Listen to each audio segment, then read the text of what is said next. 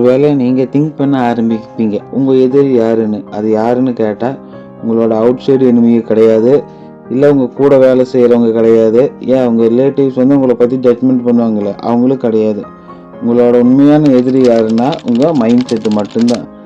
எப்படின்னு கேட்டால் உங்களோட பிரெயின் எந்த அளவுக்கு பாசிட்டிவாக திங்க் பண்ண வைக்குதோ அதே பிரெயின் தான் உங்களுக்கான நெகட்டிவிட்டிஸே கொடுக்கும். நீங்கள் ஏதாச்சும் புதுசாக ஒரு பிஸ்னஸ் ஸ்டார்ட் பண்ணிட்டீங்கன்னா கூட, ஐயோ பிஸ்னஸாக இது ரொம்ப போய் லாஸ்ட்டில் போய் முடிஞ்சிடும், இதெல்லாம் வேண்டாம், இதை விட்டுரும், நமக்கு எதுக்கு இதெல்லாம், நம்ம வந்து நம்ம ஜோலி இருந்துன்னு பார்த்துட்டு போயிட்டே இருக்கலாம், இந்த மாதிரியெல்லாம் நம்மளை திங்க் பண்ண வைக்கும். நிறைய கன்ஃபியூஷனான சுச்சுவேஷன் நமக்கு கொடுக்கும், நம்மளை நிறைய ஓவர் திங்க் பண்ணவும் வைக்கும். நம்மளை வளர விடாமல் தடுக்கிறது இதே மைண்ட் செட் தான். நீங்கள் உங்கள் பிரெயினை கண்ட்ரோல் பண்ணலைன்னா அது உங்களை கண்ட்ரோல் பண்ண ஆரம்பிச்சிடும்.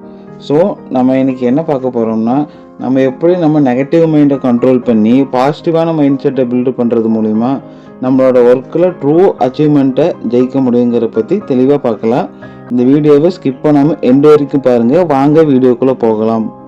First, your mind is your first enemy and your first weapon. நீங்கள் எந்த மாதிரி திங்க் பண்ணுங்கள். நீங்கள் வந்து ஃபஸ்ட்டு நல்லா மோட்டிவேஷனாக யோசிப்பீங்க. அதுக்கப்புறம் என்ன ஆகுன்னா உங்கள் பிரெயின் வந்து யோசிக்கும், ஒருவேளை தோட்டோம்னா நம்மளை பற்றி தப்பாக பேசுவாங்க, ஒரே அசிங்கமாக போயிருக்க மாதிரி, அந்த மாதிரிலாம் உங்கள் பிரெயின் யோசிக்க வைக்கும். பட் நீங்கள் அதை சொன்ன மாதிரி நீங்கள் யோசிச்சிங்கன்னா உங்களால் ஒரு ஸ்டெப் கூட எடுத்து வைக்க முடியாது. நீங்கள் ஒருவேளை உங்கள் பிரெயின் அந்த மாதிரி ஏதாச்சும் ஒன்று சொன்னால் நீங்கள் பிரெயினை வந்து கேள்வி கேளுங்க ஃபஸ்ட்டு. அதாவது நான் ஏன் இதை பண்ணக்கூடாது, நான் ஏன் இந்த மாதிரி, நான் எதுக்கு இந்த மாதிரி பண்ணணும், நான் ஏன் உங்கள் பேச்சை கேட்கணும், உங்கள் நெகட்டிவ் பிரெயினை நீங்கள் கேள்வி கேட்க ஆரம்பிங்க.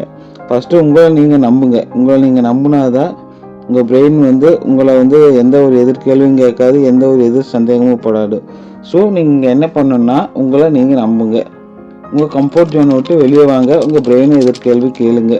ஒருவேளை நீங்கள் புதுசாக ஏதாச்சும் ஒன்று ட்ரை பண்ணுறீங்க, அப்போ மக்கள் சொல்லுவாங்க, இவனை நம்பி தம்பிடிக்கு பிரயோஜனம் இல்லை, ஐயன் இவன் அதுக்கெல்லாம் ஒத்து வர மாட்டாப்பா, இவன் வேஸ்ட்டு, இவன் சரிப்பட்டு வர மாட்டான் அப்படின்னு சொல்லி பீப்புள் உங்களை அண்டர் எஸ்டிமேட் பண்ணுவாங்க. அப்போ நீங்கள் மெயின்டைன் பண்ண வேண்டியது உங்கள் சைலன்ஸ். நீங்கள் சோஷியல் மீடியாவில் போய் நான் இதை அச்சீவ் பண்ணேன், அதை அச்சீவ் பண்ணேன், நான் பாருங்கள் இந்தளவுக்கு என்னோடய அச்சீவ்மெண்ட் இருக்குது, இந்தளவுக்கு நான் மார்க் வாங்கியிருக்கேன்னு ஷோ பண்ணாமல் நீங்கள் உங்கள் யாராச்சும் அண்டர் எஸ்டிமேட் பண்ணால் சைலண்ட்டாக அதை காதில் வாங்கிக்கிட்டு நீங்கள் சைலண்ட்டாக உங்கள் க்ரோத்தில் கான்சன்ட்ரேஷன் பண்ணணும். ஸோ இந்த மாதிரி பண்ணுற வேலை யாருக்கும் உங்களை பற்றி தெரியாது, நீங்கள் என்ன பண்ணுறன்னு தெரியாது. ஸோ இந்த சுச்சுவேஷன் தான் உங்களோட மிகப்பெரிய அச்சீவ்மெண்ட். ஏன்னா யாராச்சும் உங்களை எதிர்பார்த்தாங்கன்னா அவங்க எதிர்பார்ப்பை பூர்த்தி பண்ணணுங்கிற பயத்திலேயே நம்ம பாதி என்னது தப்பாக தான் பண்ணுவோம், அவசர அவசரமாக எல்லாத்தையும் பண்ணுவோம். நம்மளுக்கு வந்து அந்த மன அழுத்தம் அதிகமாகும்.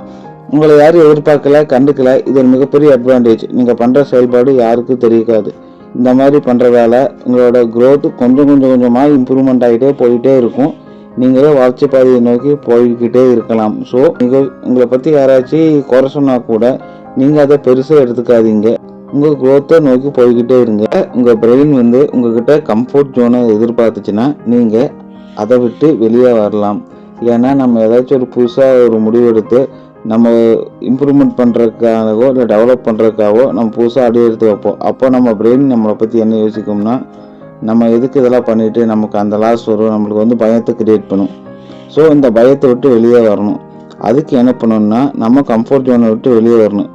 ஃபார் எக்ஸாம்பிளுக்கு நம்ம வந்து ஜிம்முக்கு ஒர்க் அவுட் பண்ண போகிறோம் அப்படின்னா ஒரு 2-3 நாள் உடம்பு வலிக்கும். ஸோ 4வது நாளே நம்ம பிரெயின் வந்து இது வேண்டாம், இன்னைக்கு ஒரு நாள் தானே பார்த்துக்கலாம் அப்படின்னு சொல்லி கம்ஃபர்ட் ஜோனில் வைக்க தோணும்.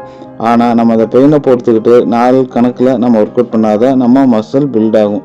இதே மாதிரி தான் நீங்கள் உங்கள் பிஸ்னஸ் ரிலேட்டடாகவோ இல்லை அதர் இன்கம் சோர்ஸை ரெடி பண்ணுறதுக்கு ஒர்க் பண்ணுறீங்கன்னா கூட உங்கள் பிரெயின் வந்து தள்ளி போட வைக்கும், உங்களை வந்து போஸ்ட்போன் பண்ண வைக்கும், இல்லைன்னா கம்ஃபர்ட் ஜோனை எதிர்பார்க்க வைக்கும். உதாரணத்துக்கு நீங்கள் அதிகாலை நேரம் எழுந்திருக்கீங்கன்னா கூட அப்போ என்ன பண்ணும்னா, நீங்கள் இந்நேரத்துக்கு கண்டிச்சு நான் என்ன பண்ணுறது, எனக்காக ரொம்ப குளிருமாச்சு, நமக்கு கோல்டு ஒத்துக்காது, சளி பிடிச்சிக்கும், அங்கங்கே இன்ஃபெக்ஷன் பரவிட்டு இருக்கு, வேண்டாம் விட்டுரு, அந்த மாதிரி நம்ம பிரெயின் வந்து நம்மளுக்கு ஒரு கம்ஃபர்ட் ஜோனை கிரியேட் பண்ணும்.